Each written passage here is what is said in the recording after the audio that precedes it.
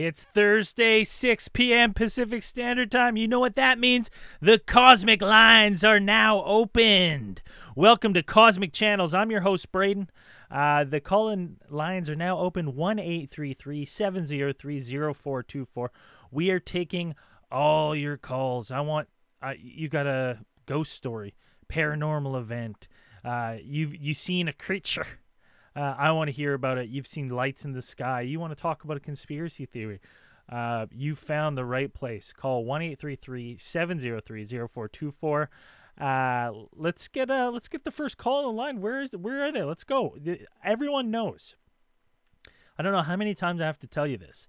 The first call is the absolute most important, because half the time I'm only about 43% sure that the lines are working at any given time. So the first call is always important to make sure they are in fact working. Again, just want to thank all the supporters that have been supporting the show. Easiest way to support the show, there's a little PayPal ticker if you're watching on YouTube, Twitch, or anything. Hit the paypal.me/CosmicChannels, or donate in YouTube Super Chat. Goes right to the show. It's everything that we raise for the show, we're putting right back into it. But I need a caller. Come on, guys. 1-833-703-0424.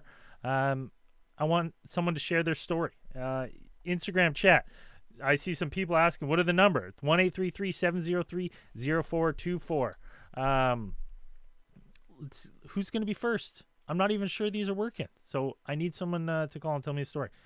Give about a minute. I got a fan submission that we can go through, so we can check that out in a bit. But news on the show, we've successfully raised enough money for Vista Social, so now we've got posts scheduled into February, which is nice for the show. It helps grow the show. The next thing we're saving up for, I want to bring back What's in the Box. I did make a little bit of a mistake last week in the shareholders meeting. I discussed buying a box, but I didn't realize Vista Social was in United States currency. So we'll get back to that. We got a call on the line. That takes priority. Let's bring them on. Cosmic Channels, what's your name? Where are you calling from? It's Invalid ID calling, just to kick things off, because Woo! it was just you talking to yourself. No, good. Yeah, I start to feel like a crazy person. Thanks for calling in. You sound much better this time. I think I got everything, all the settings dialed in. I did treat myself. I gotta say, I treated myself to a new mixer, so I think it's doing wonders, as the show can probably hear. What do you got for us tonight, Invalid ID? I have, I guess, an entity. Oh. I don't really know what to call it. I have a theory, but I'll leave that for the end. All right, let's hear it. Okay, so this is something that I would see all the time when I lived at the last place that they were at. So I just moved about 8 months ago. So it was about 7 years, of constantly seeing this thing all the time. And thought it was something maybe with my eyes or something like that. But after moving, I've never seen it again. So I'm not too concerned that it's around me anymore, and that's fine.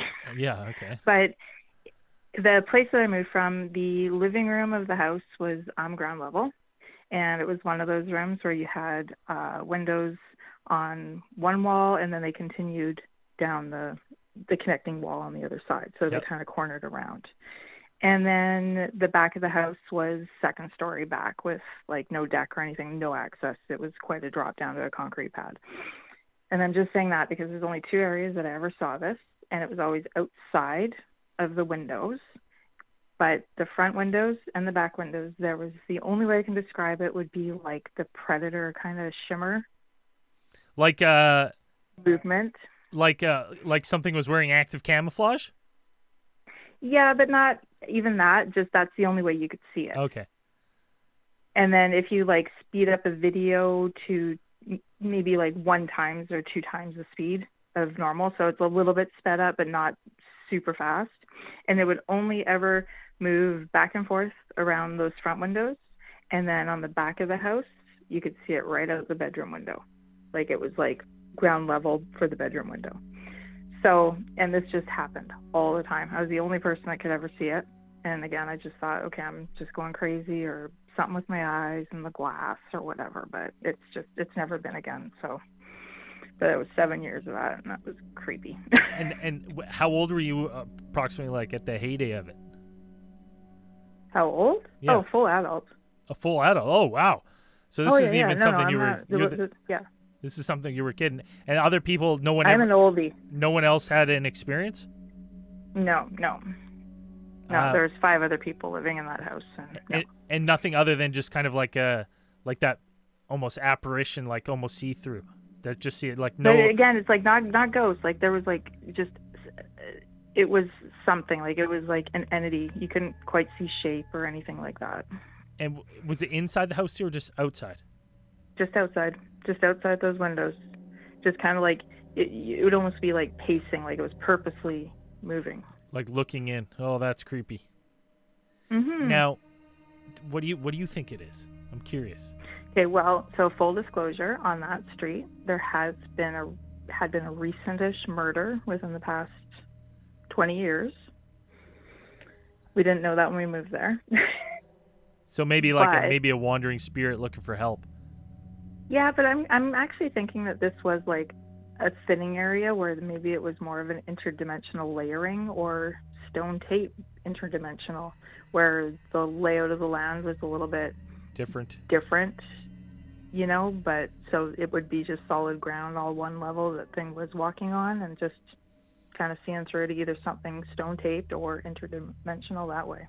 It's very interesting. It does remind me of a story in one of David Politis's Missing 411. I think it's like The Hunter and the Hunted or something like that. The lady with the tree. Yes, right? Is that the photographer or the guy that worked with photophysics of some type? Yeah. Yeah. And is that, when I'm thinking now that you're familiar with this story, is that kind of like when you've read that account, do you think the same thing? Yeah, because like she mentions too that whole like predatory thing, and it's hard. It's like the only way, or thin crystal or something, like that type of a shimmer. So yeah, it's very unique. That's why it like instantly came to my mind with that, because when you read that account, if anyone hasn't hashtag checked it out, Missing 411, I think it's called The Hunter and the Hunted or something. I think that's the title of the book. Yeah, I think it's in that. Yeah. And it's purely like hunter stories and stuff, and I'm pretty sure it's the first one in that book. But yeah, the same account, that same shimmering, and they just said this. They felt watched. They felt, they just and it's very similar to what you're describing. So it's fascinating. So I'm curious to see how many people have also seen this. Now it just stayed, like it wasn't fleeting or anything. Like you could kind of stand and watch it for a moment. Oh yeah. And any time, like, so if it was happening in the living room, I could get up, walk to the bedroom, and then I would see it out that back window again. Did you ever investigate it closer up, like go outside, or was it just too much of a freaky thing? There was nothing. No, there was nothing there. Oh, you just went out there and nothing. Wow. Yep. Yeah, because this would be like daytime, all the time in the daytime. And someone in the someone in the chat. I always try to ask questions in the chat. Someone's saying like no mosaic window or anything, just normal window. No, okay. No normal pane. Yeah, yeah, just normal pane. Because even I was thinking, sometimes those front door ones have those like weird crystal-y ones. Yeah, no. That it was just normal pane. Just a normal pane window. That's fascinating. Yeah. Now, was this in Victoria? Yes. See, that's interesting because Fort Victoria's I think it's like underrated for how haunted that city is. So underrated. And then when you get to the outskirts, all the development and stuff, what people experience in their homes now. Because I don't know if you're there's a Vancouver Island like folklore and ghost stories Facebook group. Yeah, and there's tons. Yeah. There's always tons popping off in Victoria. I'm always like, oh, it's a little hotbed. And then you mix it with all the the Masonic stuff going on there, and it's rumored to be one of like the second largest collection of satanic worshippers in the world. Weird stuff going on in Victoria, BC. Yeah. So absolutely, yeah. Very fascinating. So, Thank yeah, you for calling in and sharing that story. of course. Um, Okay, get more calls going. yeah, take care of yourself. Okay, bye, guys. Bye. Absolutely fascinating. I'm curious as the show grows. I hope to get more and more hunters on too, because like people in the woods and hiking and stuff see terrifying things all the time. But just like that, the lines are open. Lines are open. 1-833-703-0424. You got a story? You seen a ghost when you were a kid? I even accept the one absolute dream call a night. So you have a weird dream that's been sitting with you. I accept one of those a night. I'll hang up on all the others after, but you got one, the first one. The Cosmic Channels, people are asking, what's the new number? No new number. Same number, 1-833-703-0424. And just like that, we got a call on the line. Let's go to the caller. Cosmic Channels, what's your name? Where are you calling from? Hey, my name is Dylan, and I'm calling from North Carolina. Hey, Dylan. You've called before, right? You sound familiar. Yeah, I called a couple of weeks ago Beauty. about the Skinwalker. Yes. How's it going? I'm doing good. Is this really Dylan? That's what I have to ask. I just want to make sure you haven't been taken over. Oh yeah, no, this is Dylan. I listened to the episode that I called in on, and I realized that I didn't answer one of your questions. You asked how tall it was. Yeah. And it was like pretty much double the size of my car from the distance that I saw it. So it's probably like 8 or 9 feet tall. 8 or 9 feet tall. That's wild. I've had a lot of messages about that call. People just being like, "What was it? I need to know." It's insane. Yeah, and it's so weird that it still haunts you. So just a little recap for people who didn't listen. Dylan was driving his car. He was on the coffee, black coffee. No drugs or alcohol in the system. Comes around a corner, thinks he sees something, maybe a bike, and it's a giant 8-foot creature of some sort standing there that leaps into the woods. Did I sum it up pretty good? Yeah, that was exactly. And it's fascinating. And again, how long ago did that happen to you? Oh, it was September 25th, so it's like 3 or 4 months ago. That's so weird. That's so wild, man, that it's just that recent. I'm so curious. North Carolina. I almost have to dig in now to see like what, I should have looked up. Maybe I can do it on the fly. North Carolina cryptids. I wonder if anyone has anything like, there's a top 10 cryptids still lurking around North Carolina. There's the Cape Fear mermaids. I don't think that's it. The Moon Eye people. The Beast of Bladen Burrow. The Wampus Cat. Boojum. Normie. I don't know what Normie is. Knobbly. And Skunky. Yeah, but none of those really, like what you say you saw really looked like. It sounds like a skinwalker or like, I would say a skinwalker or a tall gray man. Like those are the only two things where I was like, the skinwalker running and like jumping, leaping, that kind of more, like leans towards more skinwalker for me. It's just so weird that this is stuck with you and like you're just still looking for answers. Yeah, it's so like I can still like see what I saw. Like I can't usually picture things, but I can like still vividly see it because it was just like I don't know what it was, and I was just so confused in the moment. I drove for like 10 minutes with I was like with my mouth open, just like what did I just see? Yeah, that's absolutely wild. Well, thanks for calling back and giving us the update. Can I give you some homework just out of curiosity? For sure. Can you, the next time, and no rush on this, just email me at CosmicChannelsPodcast@gmail.com. Can you take a picture of the area? Yeah, definitely. I'll drive by there. Of the area, and then maybe just send me a ping on a map. Just in case there's other people in North Carolina that, maybe want to go snoop around or peek around, or maybe they live in that area and they want to, take a little detour to go drive down there and just kind of see the area for themselves. Oh, yeah, I'll definitely do that. I actually have another story to tell if that's okay. Oh, of course. Of course. What do you got for us tonight? It's not as exciting as the last one, but it was still kind of crazy. So I went to the Blue Ridge Parkway a few years ago. It was like 2 a.m. to watch a lunar eclipse. And as I was sitting there, like as the shadow was about to go onto the moon, I saw this bright white light up in the sky, like very high.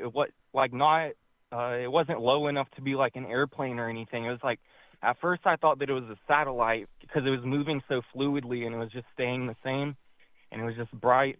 And then all of a sudden it just takes a left and then it just goes right and then it like stops and then it goes left again and then it just zigzags for a little bit and then it straightens back up and then it just went until I couldn't see it anymore. Man, that's it's so interesting that you bring that one up. Like, Dylan, I love when you call because you seem to always call with an interesting story or an on-topic story of something that I've been currently looking into. That description you of like this light that moves, I'm like, did it pause as well?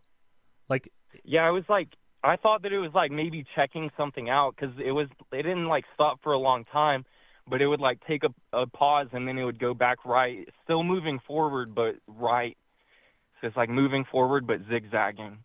There's because there's like we've talked about on our other show, Alien Theorists, theorizing like different light phenomenon and stuff like Australia has the Nimin. Oh yeah, Nimin lights, and then we've talked about the Brown Mountain lights, but like the one we're going to talk about, the next case file we do, it's called the Hessdalen lights, and it's crazy to me that it's not more widely known, and I had never known about it before then. If anyone here is listening and you're interested in the most wild light phenomenon you've ever heard of, Hessdalen lights in Norway is exactly what you describe, and they have to this day they have no like. They actually have caught this. It's so regularly occurring in Norway. They have a bunch of theories of maybe what it is, and one of them's even being intelligent craft, like space. Like someone's like they're like this is aliens until proven otherwise, and it's the same thing. Like people see these lights coming and going, and then they stop. They'll fly at people, stop in the sky, then just fade out. People have caught them on long exposure, like photos, and you just see the zipping around like in the photo. It's absolutely phenomenal, like an unbelievable sight. But it did get me wondering. I was like, whatever is happening there, and then this happens regularly in Norway, in the Hessdalen Valley. I've always started to kind of wonder now if like whatever's happening there, is there some sort of light phenomena that we just have no idea about that kind of sparks off in other places, right? And what causes it? Like maybe Dan and I were kind of going back and forth of like, people always say like the hollow earth is where, these beings come into Earth like from another dimension or whatever.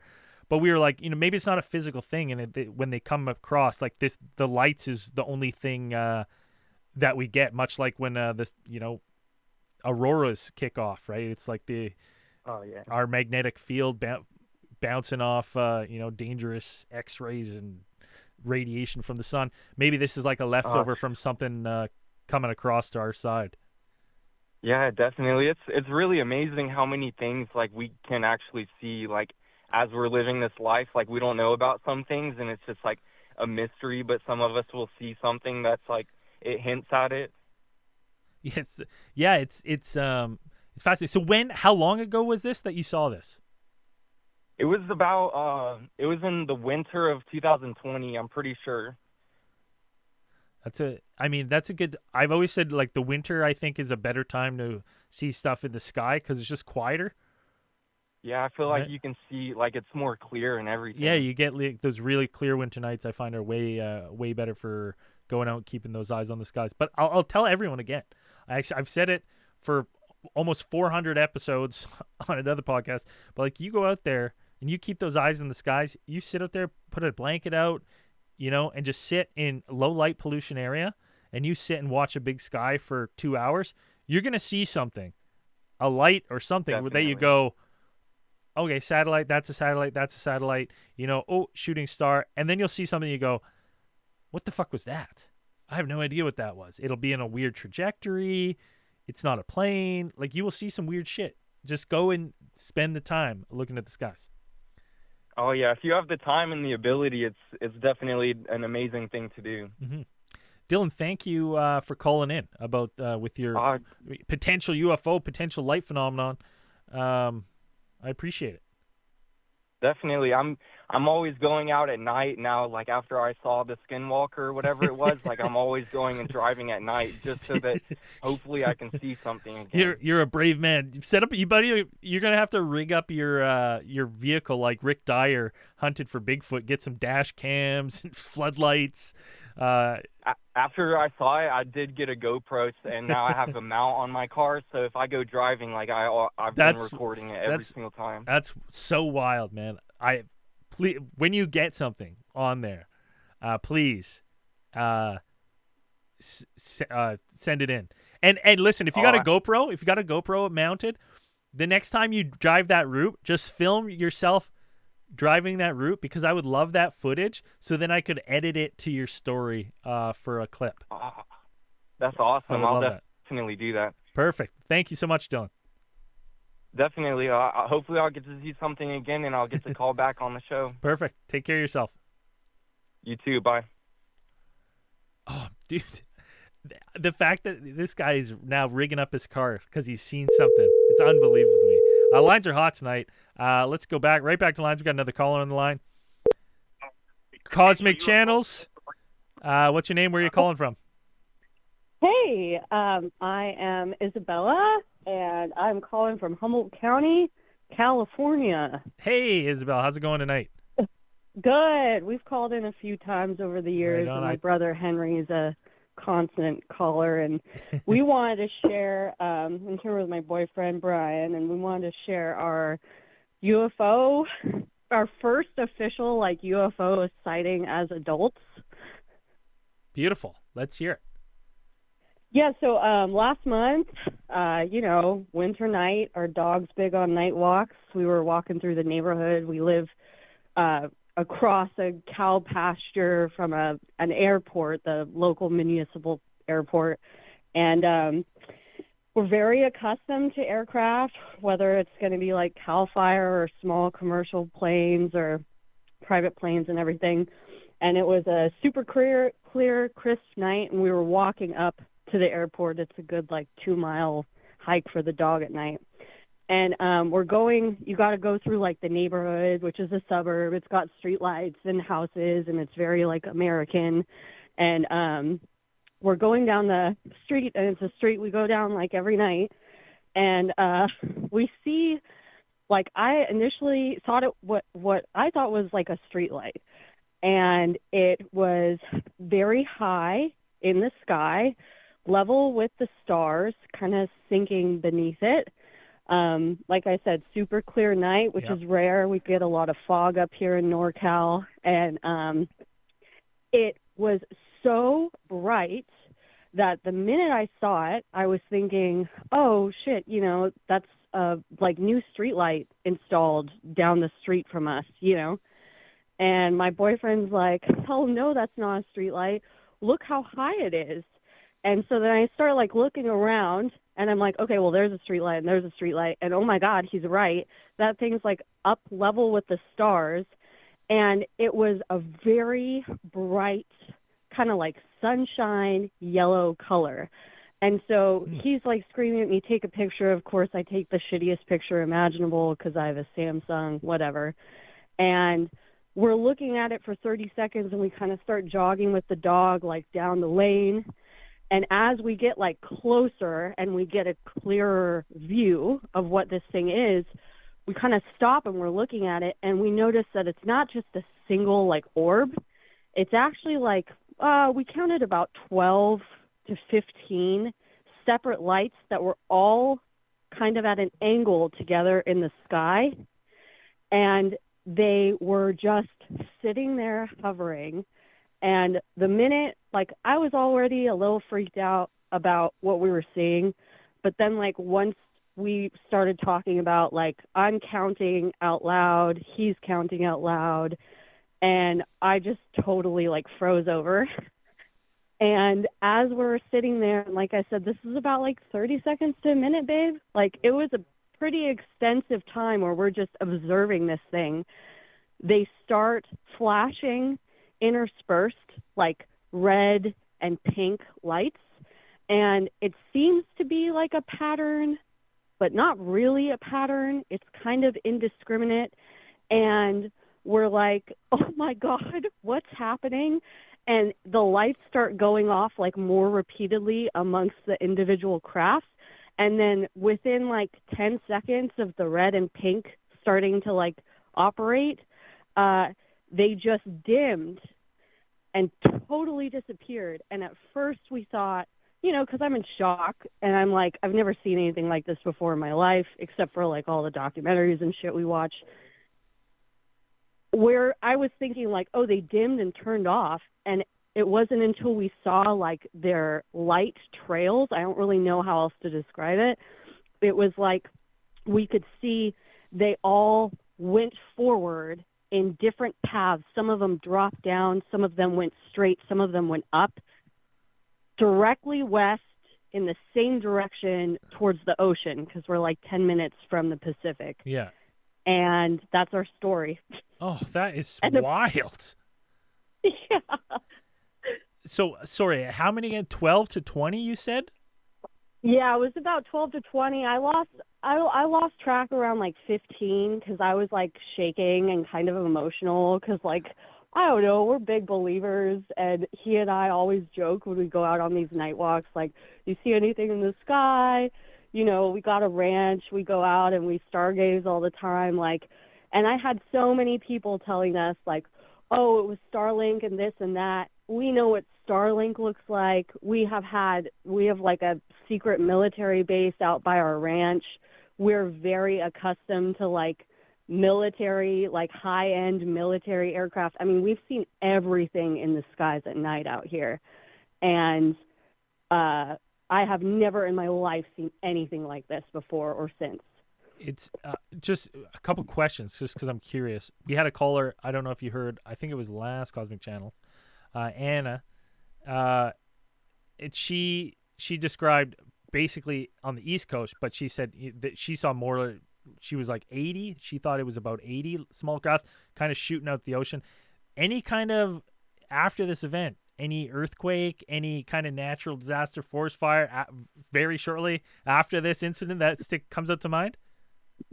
Yeah, we had a shit ton. You know, we're in earthquake country up here. We got like a 6.7 around this time last year that really rocked, and then a 6.7 the year before. Like, we get big shakers, and those two events actually happened 2021 or 2022 and 2023 2021 and 2022 December 21st, the exact same day. Humboldt County was rocked by two earthquakes exactly a year apart.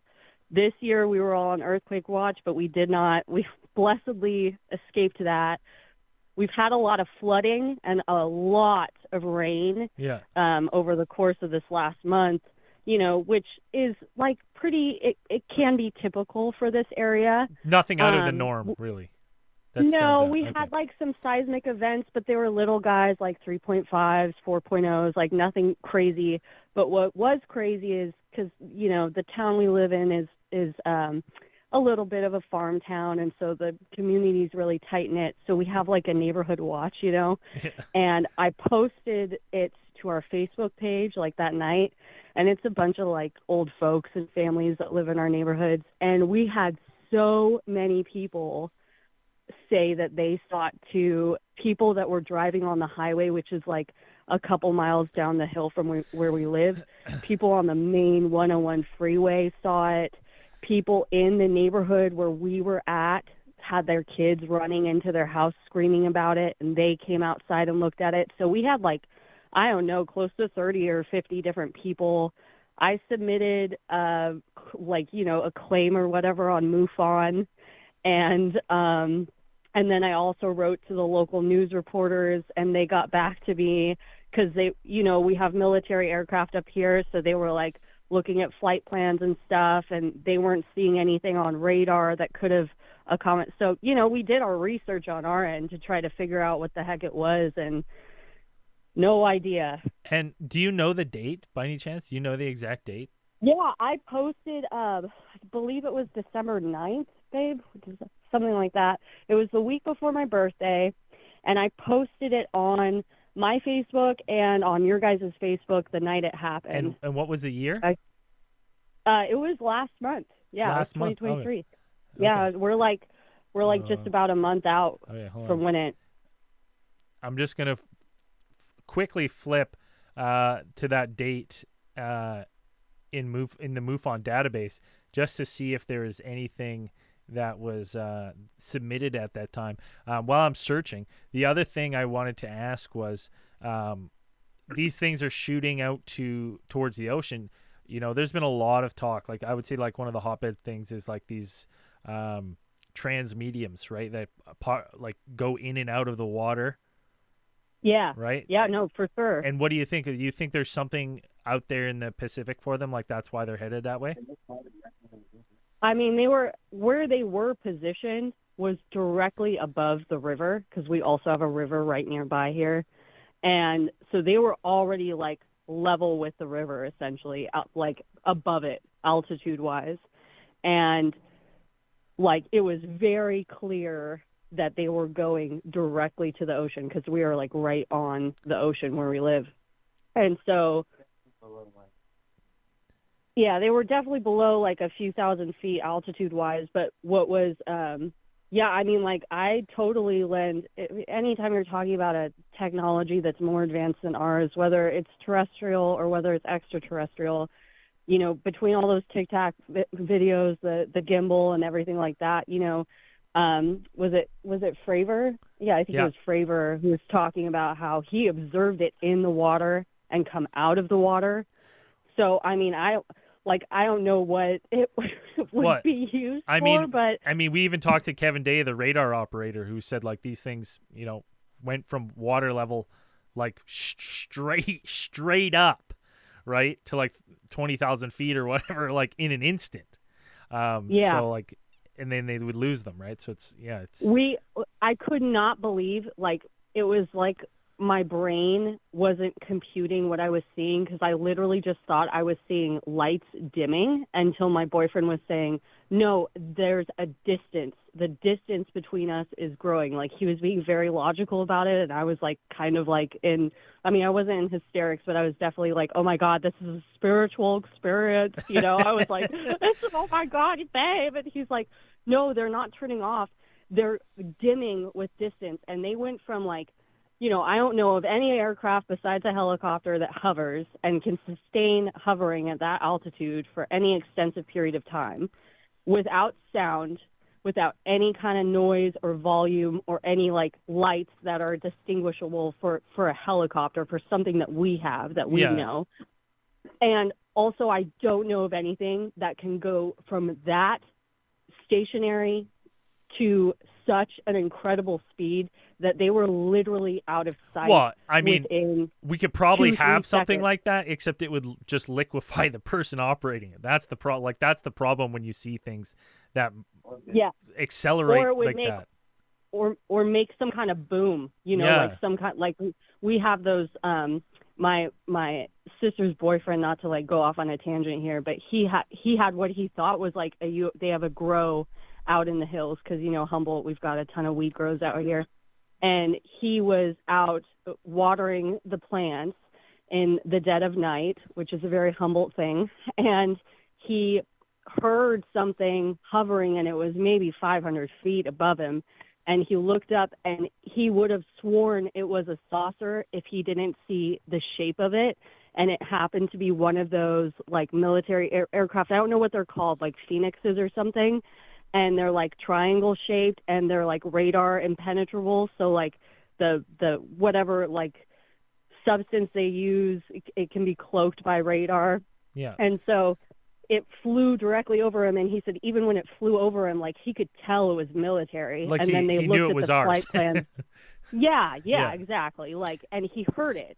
And it was like something at this elevation or altitude, we would have heard something. So after, you know, seeing this, like, what is your thoughts? I know you said you're a firm believer, but like, what do you think they're doing here? No idea, man. I mean, like, we're big believers. I've been watching the X-Files since I was like a 5-year-old. You know, we're big up. We stay up to date on all our UFOs. We watch the congressional stuff, even though there's not much to be had from it. Yeah. We find it interesting, both Brian and I find it interesting that the government seems to be, what's going on right now with our government and the transparency that we're finally having access to all of these military records and everything. I strongly believe, like, you know, I'm a social worker, so I know, like, soft openings, like how to plant seeds to make people change and grow in positive ways. And I kind of feel like the government's handling this like a social worker would, right? Like, they're planting seeds, they're getting us comfortable, just like I'm doing with someone who's like in the midst of an addiction and they don't want to go to inpatient rehab, right? Yeah. It's like, okay, well, let's start by educating you and making a little awareness and making acceptance, you know, a little more socially appropriate, and kind of taking baby steps towards what I believe is the inevitable, that eventually we're going to get, if we don't have it already, which I do think we have it already, I just don't think our government believes that the general population could really. I don't even know if I necessarily believe the government doesn't believe we're ready for it. I think they don't want other countries to know that they might have advanced capabilities. I think it's more of a military thing. That's why they keep it under wraps. I totally agree with you. Yeah, I totally agree. I don't necessarily buy that they're like, the public's not ready. They're like, we can't let Russia know. We know they have one and they don't know which one we have. Yeah, I think that's definitely like that explanation is kind of used as a scapegoat, whereas like they don't know, they can't explain it, and ultimately what it means, right? Like what it comes down to is we are not, you know, the U.S., Canada, whatever wealth of nations you want to say, we are not the most powerful thing on this planet. And I think that would really rock some people to the core. Oh, yeah. You know, Isabel, thank you so much for calling. I got another line on hold here. Dude. And they're just it. coming up to the hold limit, so I just want to get them on too. Thank you so much for calling, having a great conversation. Make sure call again. We'll have another conversation about UFOs and stuff. Fascinating. I next time you see something, call back in. I love it. Love to hear about it. Will do, brother. Take it easy, you guys. So much for calling in. Take care of yourself. Bye. It's awesome. I love when people call in with genuine UFO sightings and then have a passion for it. Let's get right to another. The call lines are hot. Cosmic Channels, what's your name? Where are you calling from? Hey, this is Zach in North Bay. What's going on? Where's North Bay for me? I have no idea where that is. North Bay, Ontario, way up north in Canada. I should have known. I heard a little Canadian twang on there. What's going on, buddy? What are you calling? What do you got for us tonight? All right, so I actually got two. I don't know if I'm limited to one or not, but we'll see how long the first one goes. And all right, cool. So this one happened to me in 2001, I think. Yeah, 2001, 2002. I was 11 or 12 years old, so it was like well before, you know, we learned how to have fun with the smoky smoke and the liquid courage there, right? So, yeah. It was like January, February, really, really, really late at night. It was like a community event where everybody went out all day ice fishing, and then like, you know, there was like 150 people gathered at the town hall for this little tiny community that I grew up in, Tilden Lake. And, you know, it was kind of getting late and I was getting a little tired and whatever, but I went outside to get some fresh air, and it was just me all alone out in the parking lot, and I looked up in the sky, and it was just like this absence, like this void, you know, like just like undescribable. Like there was no shape to it. There was no, it was just like a absence of everything. It was the most bizarre thing I've ever seen in my life. Like a Vanta Black looking just like object up there blocking the stars? No, it was like the opposite, like blacker than Vanta Black, like the opposite of it. Like bright?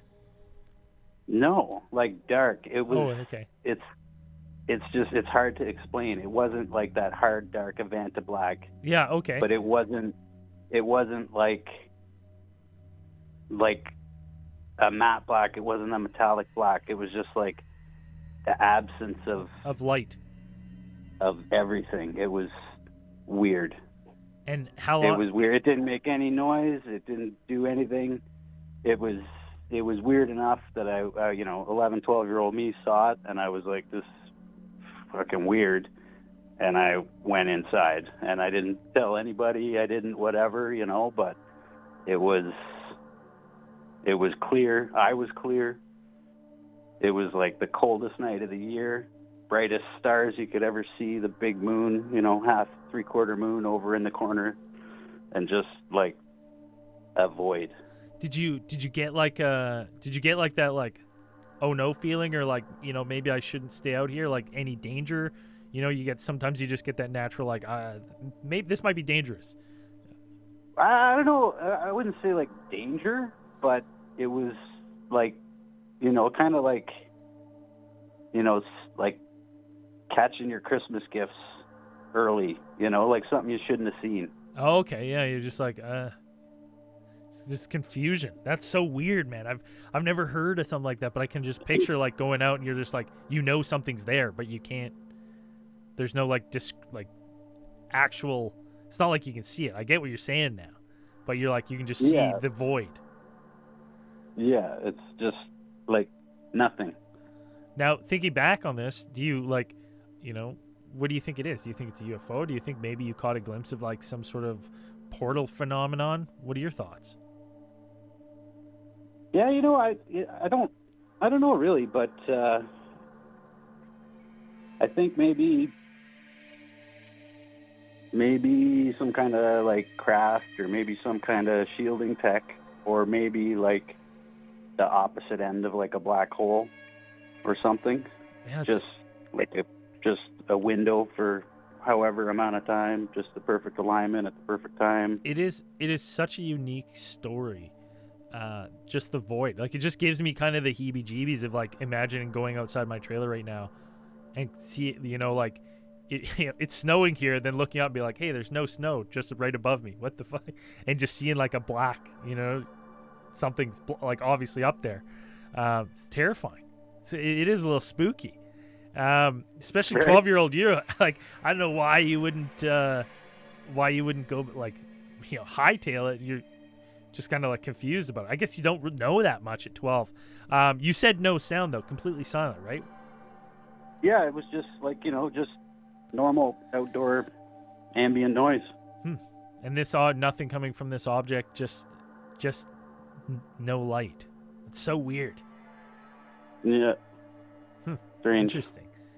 Yes, people in the chat saying maybe it's a prolapsed black hole. We're getting the tail end of it. Who knows? That's wild story. That was a quick one. What's your other one? Oh, someone in the chat says any smells, any unique smells? Like anything other that when you were out there that kind of like sticks with you?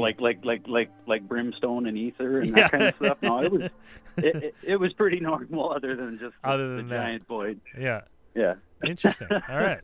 Okay, well, what else you got for us? Well, this one can be quick, too. This is just a weird one. I don't claim to be religious or anything like that, but the strangest thing happened to me, actually in the same town, about 4 or 5 years afterwards.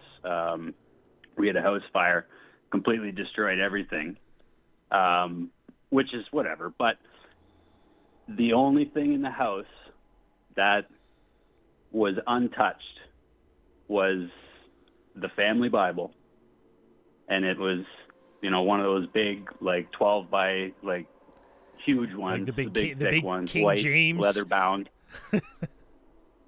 and it was inside of a cabinet that was like 80% burnt to the ground, and it was next to, you remember those peanut butter jars shaped like bears? Yeah. With the coin slot. Yeah, oh yeah. It was next to one of those in the bottom of this cabinet, and the cabinet burned basically to the ground. And the Bible was sitting next to that thing, and the jar with the lid and that coin slot was full of water from the fire efforts. And that Bible next to that jar was in pristine condition. Weird. It's just, I mean, And everything, we lost everything. The house, everything was gone. And it was just like the strangest thing. that is a weird one. Yeah, it's just weird. I mean, I'm from an area where I was born in an area where like wildfires are quite common. So it's like, you know, you would see like the weird phenomena where it's like a whole neighborhood would just get absolutely torched, and like the center house would be like, you know, pristine. So I'm kind of used to seeing those kind of like, I'm used to fire being weird, you know what I mean, and having weird phenomena like that. But like the fact that it's a Bible, sure. was this Bible? Somebody in the chat saying, "What is this, bound in human flesh?" Well, who knows? I don't know. I don't think so, but you never know with that kind of stuff. It just adds a like just the fact that it's like you're like the Bible of everything weird, like so weird. Yeah, very, very Yeah. weird. Very weird. Anyway, those are my two stories. I just wanted to give a shout out to my buddy Cody, who's been bugging me to call for weeks and weeks and weeks and weeks. Hey, thanks. Long-time listener. Thanks, Cody, for getting you to call. This show dies without callers, so I appreciate it. Well, right on. I will get off for the next caller and continue on with the Cosmic Channeling. Perfect. Take care of yourself. All right, cheers. Bye. It's so weird, man. The Bible stuff. I instantly, anytime someone says anything like, "Oh, the Bible was saved," I'm like, I instantly get like Poltergeist, Ed and Lorraine Warren vibes. I don't know. That shit creeps me out just as much. Someone was on hold, and they called back, obviously. Perfect. Cosmic Channels, what's your name? Where are you calling from? Hi, this is Iva, and I'm from the Midwest. Hi, Iva. Were you, by any chance, a winner of a meat draw? I was, and I felt so bad because I was like, oh, I know that they've got stuff going on, and I don't want to bother them, and that typical Midwest thing where I'm too nice. That's all good. You did yes, you got your stuff, right? I love the shirt. Oh, beautiful, I did. Awesome. I thought. Yep, and I wear them to work all the time. Perfect, So. lovely. I recognize the name. It's a unique name. So I was like, yes, oh. it is very unique. Yes. Yeah. Iva, what do you got for us tonight? So, this is going to be something that I don't have a lot of information on yet, but it's going to kind of progress. So my husband and I actually just bought our first house, and so we're going to be moving here. And when the house kind of came up, we didn't really know much about it. We knew that my husband's coworker / really good friend knew the couple that lived in there, and so we were kind of looking into it. And right before we were going to go meet the seller and look at the house, we pull up and my husband goes, don't say anything, but the previous owner committed suicide on the property. And I was like, oh. I'm like, thanks for letting me know that. And he's like, well, he said, I didn't want to, freak you out because he knows that, I fully believe in the paranormal, and he's very skeptical. And I've had things happen to me as a kid and in high school even that I was like, yeah, there's unexplainable stuff that happens, and I'm not going to jump to conclusions, but there is weird stuff. And so he's like, oh, I know you're superstitious. I was like, well, I wouldn't call it that, but you're like, I'm a little titious. We go. Yeah, just a little bit. And so, and he's like, and the widow is showing the house. I was like, oh, okay. I'll definitely make sure not to say anything then. Yeah. And so, did she just burst out crying in one of the rooms? What? Did she burst out crying in one of the rooms when she's showing you around? Well, this sounds like a terrible experience. Yeah, exactly. And so when we first pull up, like, she's standing outside with a friend of hers, and we talk about the house, and she's like, yeah, you guys go ahead and go in and look around. So I'm like, okay, obviously it probably happened in the house, because that's like your first thought. And I know it's super dark, and Josh, my husband, is like, yeah, it could have happened in the barn, because it's like a 10-acre property. It's got a big barn and stuff like that. So he's like, yeah, it could have happened in the barn. You never know. And I'm like, well, usually it doesn't, but okay. Well, and if you're anything like me, I would be like, yeah, I'm going to need to know exactly where this happened. Well, exactly. And I'm like, and your coworker / good friend was best friends with the guy. And I'm like, so he knows. And he's like, well, it could be a sensitive subject. I don't want to ask. And I'm like, well, if you're not going to ask, I'll ask. Yeah. I don't care. But so we're walking through the house, and she stays outside for a while, and then she comes in and talks to us and acts like nothing is wrong. And I'm like, okay, that's a little weird, but I'm gonna, maybe trauma, it does weird things. So Yeah. I kind of brushed it off. And then after we had looked at the house, his my husband's friend had asked, he's like, so what'd you think? And he's like, oh yeah, it needs some work, but it'd be perfect for us and all, because we have livestock and all. And he's like, yeah. And so my husband's kind of like, well, I don't want to, upset you or anything, but what exactly happened? And he said, well, it was kind of a weird thing. He said, and they're not really sure if it was a suicide or not. And I'm like, are you kidding me? So he said that they had a big party over at the house, and he had been invited to it, but he didn't end up going because it was on a weeknight. And he's like, I'll be there until super late, and then I'll have to drive home. And I don't know if I mentioned, but it's like out in the country in a very rural part of the world. The nearest town, other than the one that it's right next to, is got something, is like 30 minutes to an hour away. So he didn't end up going. And then I guess 10 minutes after everybody left, the wife had called one of the people that had been at the party and said that he had shot himself in front of her. And there was this big investigation, and her story was that she wrestled the gun out of his hands, but it went off in the master bedroom. But some wonder if she shot him because she had the gunpowder residue on his hands. So obviously I'm like, okay, that makes it even worse that we're getting this place and also have to do major renovations. And then so I was like, okay, I'll kind of forget about it. And then I found out also that it happened literally just a year ago. So it's a very fresh thing that happened. And then we were going through the house later and, looking at things closer when she wasn't there, a couple months later. And I was taking videos and pictures for like long distance friends and stuff. And I am panning through the bedroom, and there, for a lack of better word, is bleed through the wallpaper.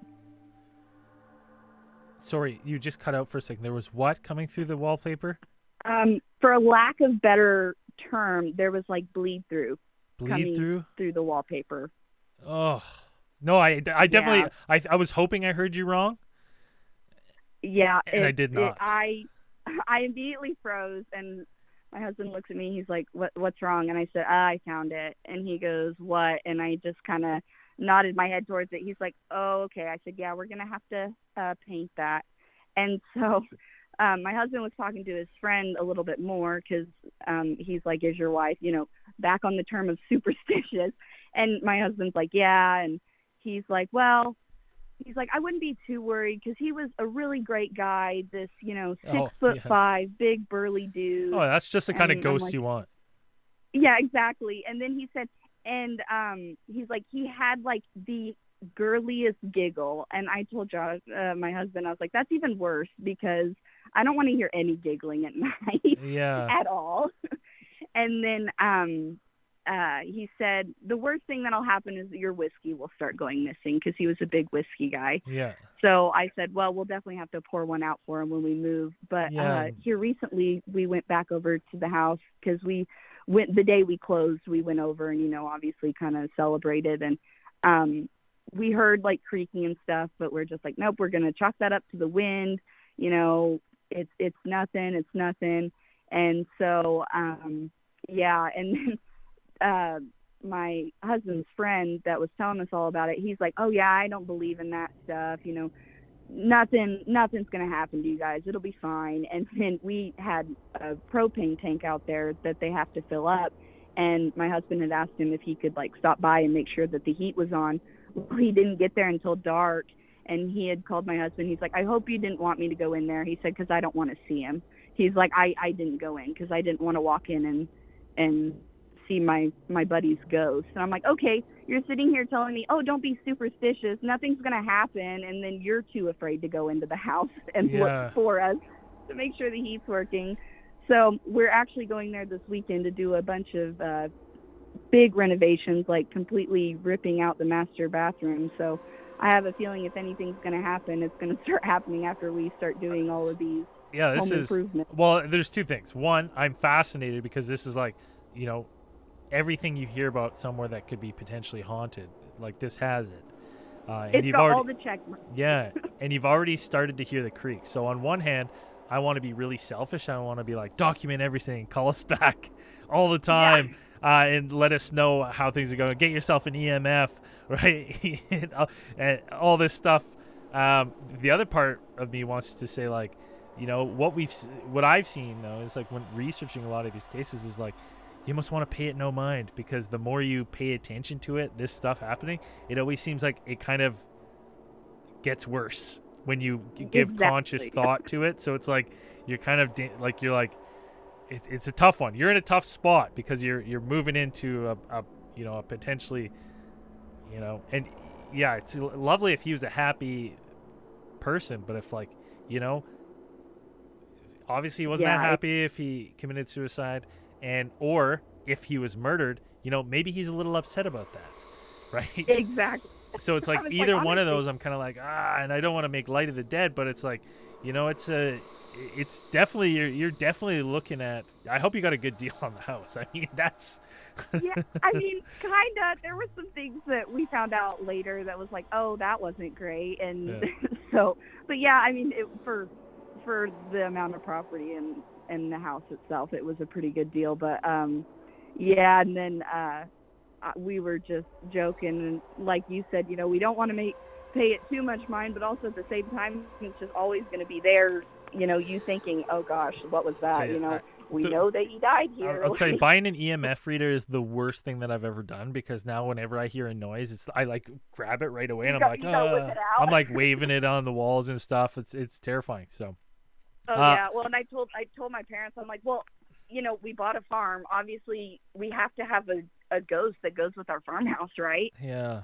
Well. And then the local cemetery is just right across the farm field too. Yeah. So that just makes it even better. You can literally see it through the back door. So it's like, oh, that's just adding to it even more. Nice. You're gonna have your own, like, the search for Skinwalker Ranch TLC or show on History Channel soon. I know. Zach Baggins. You're gonna meet Zach Baggins if this continues. Yeah, exactly. And gets worse. So. And so I was like, yeah, I have to call in and tell him, because I was like, because stuff is gonna start happening now, probably, you know. And I've been a long time listener. I've listened for almost 3 years now. I've never called. This is my first time calling, but I was like, oh, I got to tell him what's going on, because now we're about to go in for the first time and really rip some stuff up. And so this will be the time that stuff starts happening. You know what? I love it.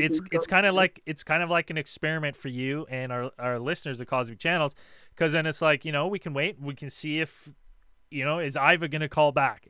Does stuff get worse? You know, or is there nothing? Right. So, you know, it's going to be one of those ones where, like, you know, in 4 weeks, if you call back, we're going to be like, oh, no, Iva, what's happening? Yeah. What's going on? Yeah. Yeah, exactly. I'm just like, oh, this will be experience. And we have cats and dogs. I'm like, if they start growling or, like, staring at spots in the house, I'm just going to be like, yeah, we need to get a priest. We need to get sage. I don't care. We're doing it all, whatever it takes. If stuff does, you know, if the worst happens and stuff does start happening, dates, times, little description, right? So then I'll let you guys know first, for sure. Perfect. Iva, thank you so much for calling in. Yeah, thank you. I can't wait to take this journey together. Yes, exactly. From safe on Island Studios, where I don't have to deal with it. But yeah, there you go. All right, take care of yourself. Yeah, you too. Bye. We got time for one more caller. If someone was on hold there and wants to call back, that's terrifying, because you're like, it's one of those things when you're looking at a house, especially for me and people that are superstitious or have had experiences.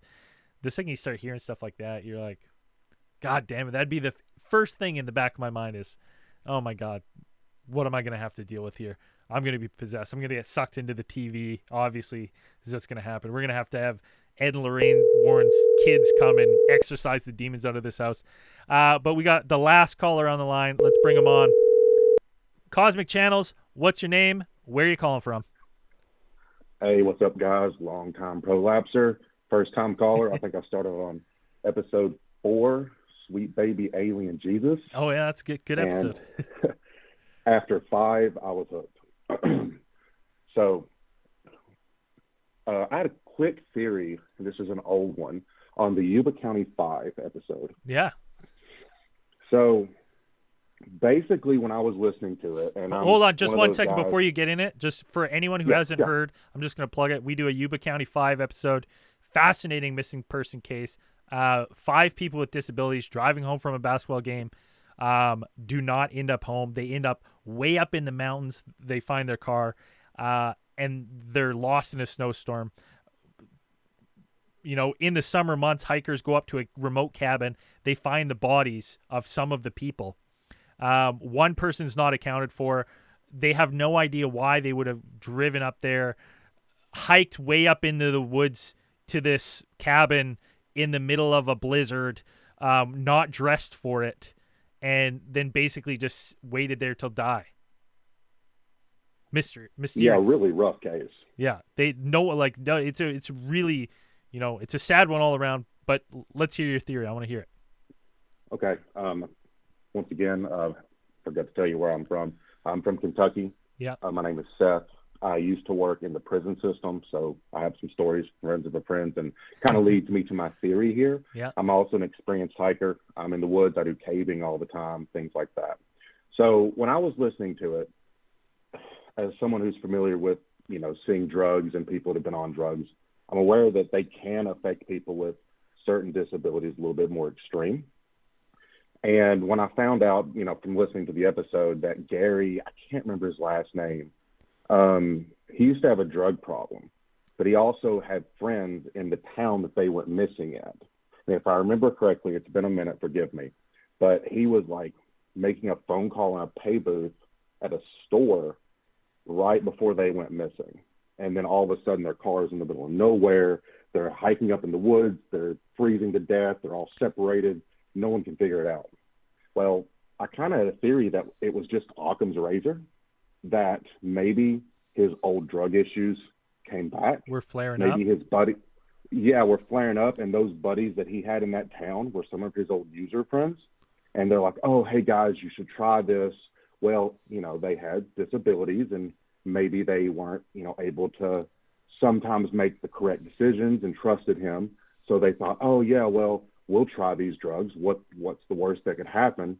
And the next thing you know, maybe they're hallucinating, maybe they're, you know, overdosing. Who knows? Because drugs can have various effects on people.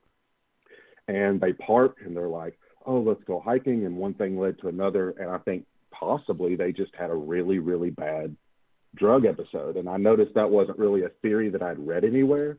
But, you know, seeing people from my old profession, which I no longer do, thankfully, I've seen some pretty rough cases of people, you know, hallucinating and things like that.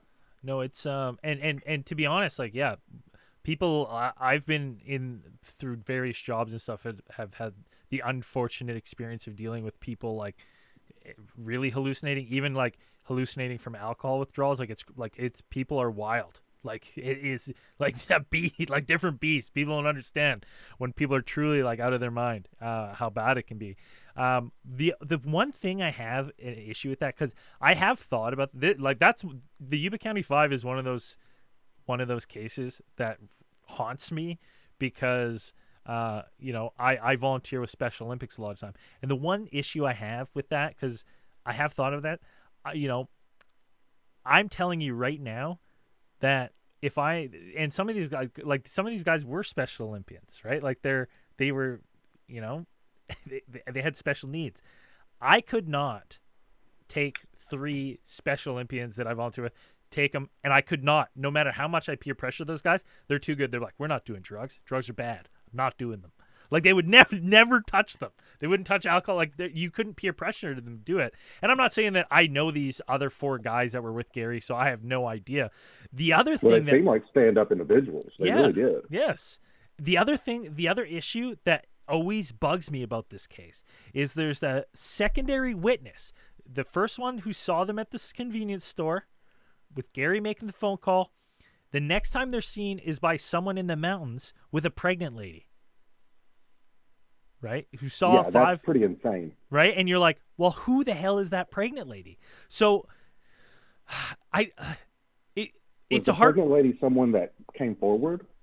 No, just someone driving down said they saw a car, that specific car, because the car was found abandoned, right?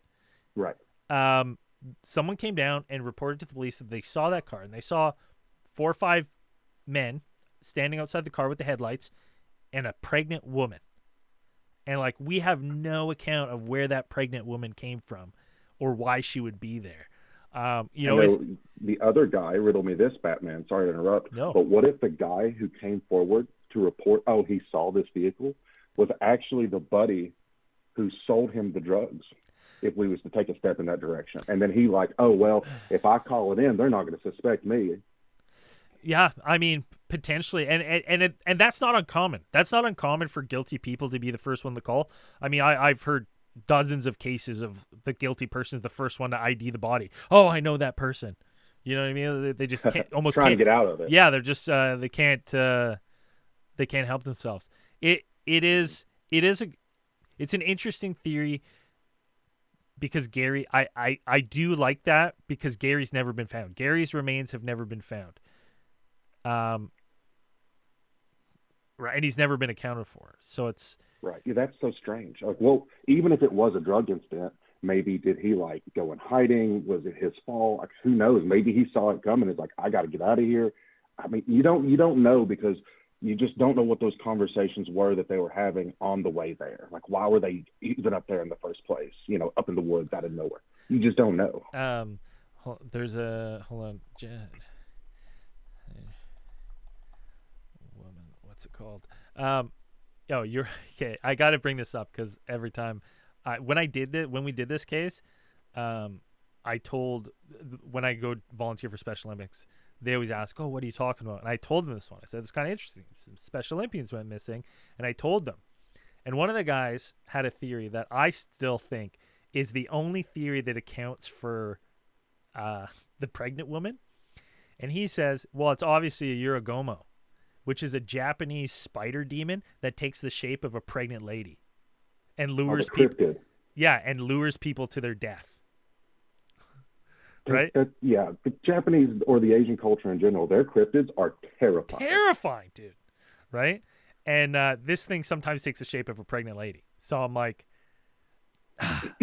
it's. I was like, that's a good one. But if you're listening to this and you're like, I don't know what the Yuba County 5 is, look it up. There's 1,000 podcasts on. There's thousands of articles. It's a fascinating case that is unsolved. They just don't know.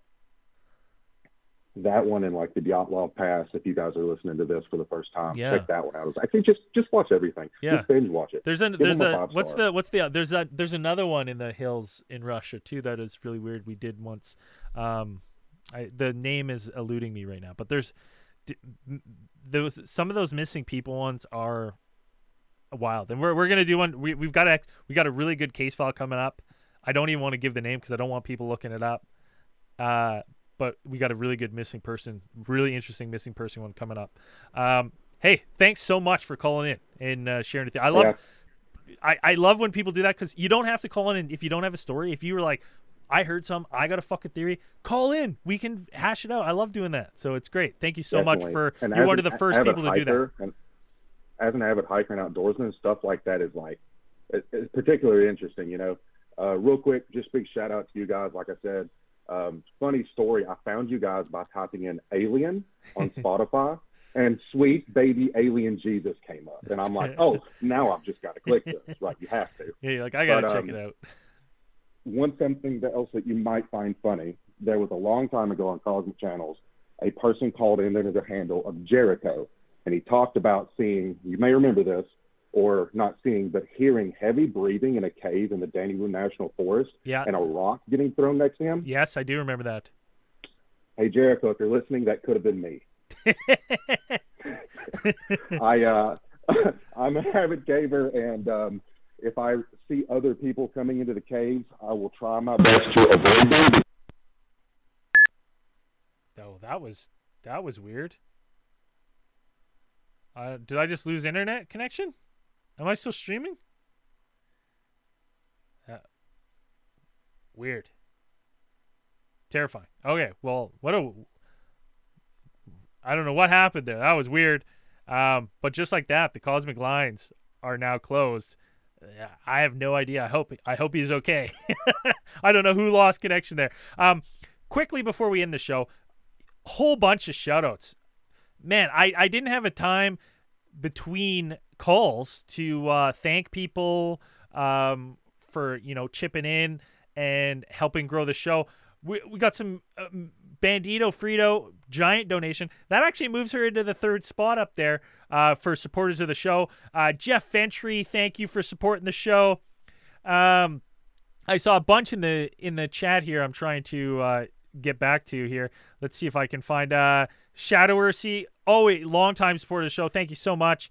We had Chango with a big $20 donation. Thank you, Chango.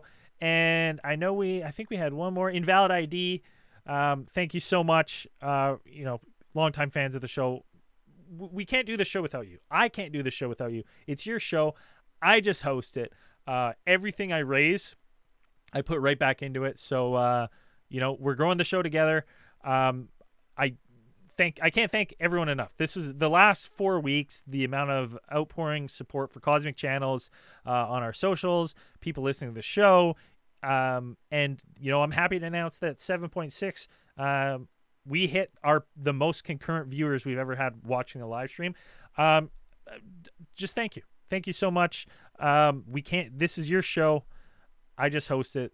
And let's keep the calls rolling. It's a really fun show, community show to do. So let's keep it rolling. And if you want to stick around for after hours for the stockholders meeting, just hang around in the live stream. But that's it for Cosmic Channels this week. We'll see you next Thursday, same time, same place. The lines are now closed.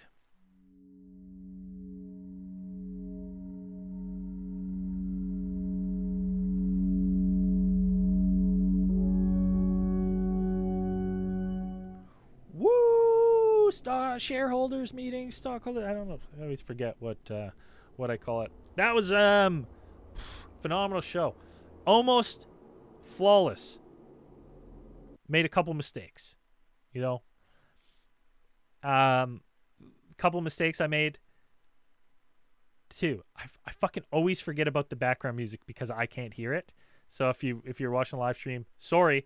When callers call in, you guys need to fucking flood me with messages being like, fucking background music. I have them hotkeyed too. I'm too into the story. I'm trying to listen. The other thing I fucked up, I must have the hotkeys for one of the music as also the fucking stop record button on my Pro Tools. So I actually stopped the recording for the first 15 minutes. That's okay. It's all right. So last week, little shareholders update. Last week, made sure the number was in the YouTube chat. It's in there. We began calls have been fucking phenomenal. This has been awesome. I actually thought after 7.4, I was like, 7.4 was so good that I was like, I expect a huge lull at 7.5. And then 7.5 was really good. And I was like, we're going to have no callers, 7.6. And then, it's just been awesome. A little slow start, but that's okay. Nothing. I didn't even have an opportunity to play a fan submission. But that's okay. It's all good. I like the calls. Calls are my favorite. I only like using fan submissions that are written if it's slow. Yeah, I can start. The problem is two things. I'm listening. The other thing, last week I said, so I made sure the numbers in the YouTube chat, that's going to be always moving forward now. Fixed all that. I signed up for Vista Social. The one issue I had with Vista Social is I had it priced out as Canadian and it was American. So it took more of the pot that I was anticipating from last week. So I didn't have enough. Well, I had like $34 left over. As for boxes, if you were following the Discord, I did a shopping trip to Winners. I was sending some pictures. Nothing really stood out to me.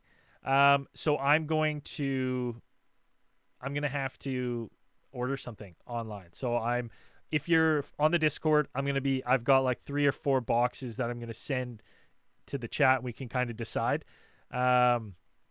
Just because I want something that's kind of spooky. Like, it's got to have a spooky feel. I was thinking maybe like a mimic box. Like, I've seen some cool looking ones. But it's got to be cool, because I got a nice shelf that I'm going to put up for it. It's going to be you can't see. It's going to be in the back corner over there, and I'm going to have a camera set up on it, so then I can switch it to the box. But the box is probably going to be postponed another week. Probably not next week. Maybe next week if I can get a box in time. I'll at least have a tester box, and then maybe the week after we can fire up What's the Box. But honestly, with how busy it's been on the lines, this is just my thoughts. And did any concerns that it might slog the show down a little bit at the tail end of calls, right? Or should I just maybe randomly do it throughout the show? Or 2-hour show. Listen, as we grow, yes, I will. I have no problem doing more. Right now, an hour is what I got to do. I still got to edit the other shows. I got to edit this show. I got to do all the socials for this. So it's eventually we can get there. We'll grow it. We're trying to do that. We're trying to do Big Theory, our pod network. Now, so hold on, I'm just trying to show us your box, Braden. The tiny glasses, listen, I've got my yellow ones. I should just wear these ones. My apologies. I should have been wearing these ones the whole time. That's my apologies. Play hard, Travis. Show us your box. I don't have a box yet. Right? There was no good ones. I sent pictures in the Discord. There's just no good ones. There was baskets, nothing. Yeah, it was good tonight. The live stream was great. Nelson Mel, $50. Is she kidding me here? Wrote you and the Dino Theo back Thursday with. Oh yeah, okay, and do some more research. All right, I'm looking forward to that, Nelson. Thank you for the donation. We smashed the goal. Listen, we smashed the goal. Do not worry. The only thing I can't connect is PayPal to the super chat bar. So usually at the update of the next show, I have the accurate number because I can change the start number. We smashed the goal. We smashed it. We almost doubled it. We, in fact, did double it. We doubled the goal. That's awesome. So what I'm thinking is, I was kind of pumping it on Discord because, I think the live stream's going good. I think the podcast sounds good. So I think we're ready to now, what the goal is to get more eyes on the product so we can get more callers on the lines. So I'm thinking what I want to use this next money for. And, if you're, especially on your Discord, this is where being on our Discord for Alien Theorists Theorizing is going to be big. I'm going to edit some of the best stories that we've had since the revival. Maybe, put them to, background. So if for example, when Dylan was talking about his story, I would actually have footage of a road, footage of a creature, flashing, just kind of not animate, but because I have access to a ton of stock footage, I was going to make it kind of like a video. So you're kind of watching something, right? And then I was going to do some, small clips of stories that are good clips. And I was just going to basically give it to you guys to, I post all the clips on the Discord ahead of time. Maybe we can just go through and pick 4 or 5. And when I'm ready with these other clips, we'll do, we'll kind of put $20 on one, $5 on others. So maybe we can just get like a spread of like, maybe 30,000 views over the course of 2 weeks on some of this stuff. So maybe I think that would be the best option. I don't know. I was just kind of looking at like TikTok prices and Instagram prices for that kind of stuff. What are the thoughts? Any other marketing or advertising? Like if anything bigger, we're going to need more money, like for an actual like ad campaign. But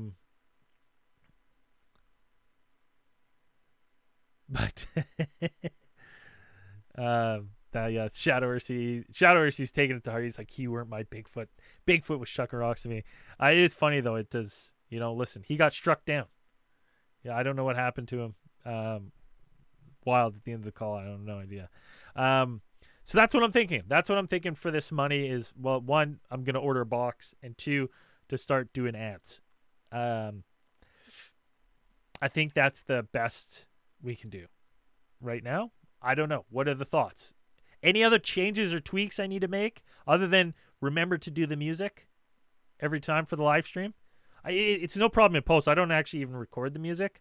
I put the music back in post. So if you listen to the podcast version, which by the way, let's go over those numbers, because I checked earlier this morning and we were about to smash the daily download record by this morning. We're on pace. We're on pace. We're 20 downloads away from the best single day downloads. And today is already the best single day listeners of the podcast version. I don't think I need any equipment right now to run the show as I am. But if someone wants to do a quick tester with me, is anyone available? I need two things. We can do it on the fly. Because the other thing that two things I've been playing with. We talked about it before, and I'm not going to tell you guys. I've reached out to a ton of other hosts of shows, friends of the show, people to read fan submission stories. So hopefully I have more unique people reading fan submissions in the future. It's probably going to take a couple weeks to get them all in and start compiling them. No, listens and downloads are separate. They're separate things. So the show's growing. Last week we saw a little bit of a dip from 7.4 to 7.5, which is fine. Like that's just, everything ebbs and flows. But this one is like a nice push back up. So it's, that's what I like to see. I just like to see those bar graph looking, going up. The other thing that I would like to do, I'm not saying I need a break doing the show.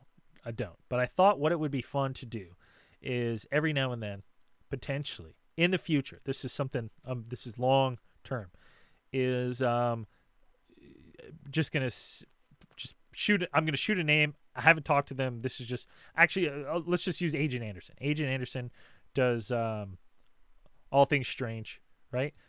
What if he were to guest host Cosmic Channels for a night? Lets his audience know, hey, I'm going to be guest hosting Cosmic Channels on Thursday, March 3rd or whatever. I'm working on the ability to do that.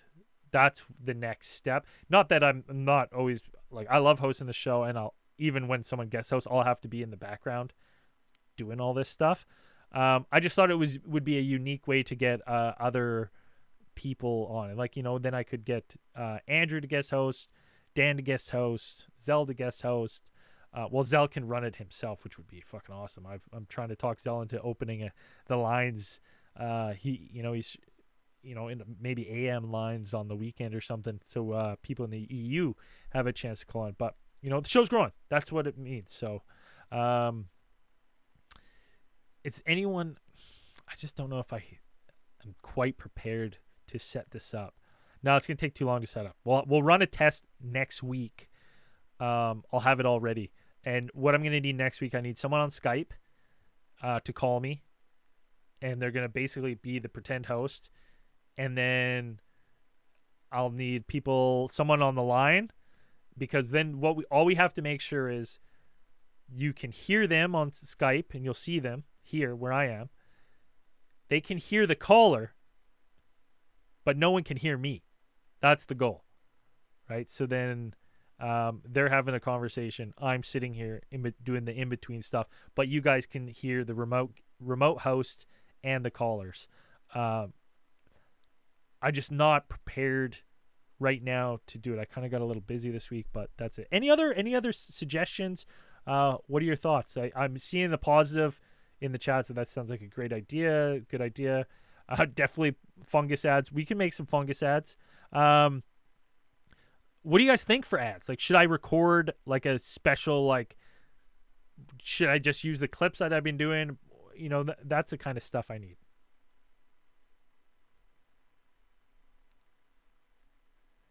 I'm not sure if you heard the Necronomipod. You give them to me, and I think Kevin wanted them out. Yeah. I've reached out. Can we test this sandbox? What does sandbox mean? Like, you want to do it on the fly? I'm not sure what sandbox means. All right, Necronomipod. Yeah, like, so that's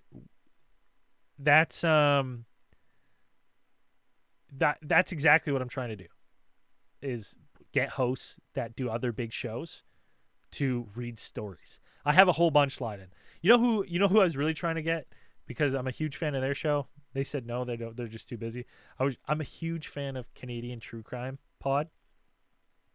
I've messaged her throughout the years, just being like, I love your pod. It's funny, and she's too busy, but that's okay. Once we get Cosmic Channels huge and she comes begging to read a fan submission, we'll let her do one, obviously, because I'm a huge fan of the show.